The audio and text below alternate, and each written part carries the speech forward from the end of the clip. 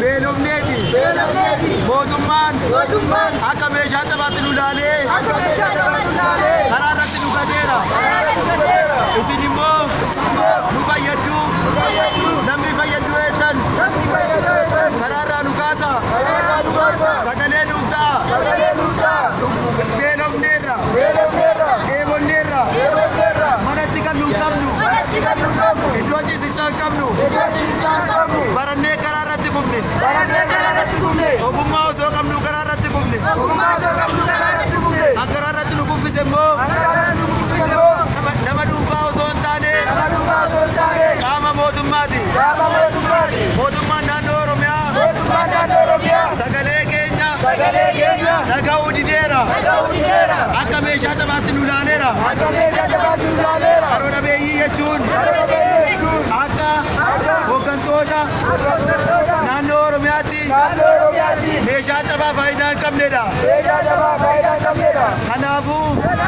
abdii kunnee yeroo dhumaatiin karaa irratti baaneerra abdii tokko hin qabnu abdii nuti qabnu isin qofadha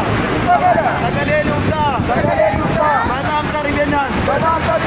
በጣም ተቸግረናል እንደ ተሰበረ ዕቃ ተጥለናል የመንግስት አካል በተለይ የኦሮሚያ ክልል መንግስት ለዓይነ ስውራን ያለውን ንቀት እያሳየ ነው እኛ ኦሮሚያ ክልል ውስጥ የምንገኝ ስርዓተ ሱራን እንደ ማንኛውም ሰው የስራ ዕድል ሊሰጠን ይገባል። ይሄ ደግሞ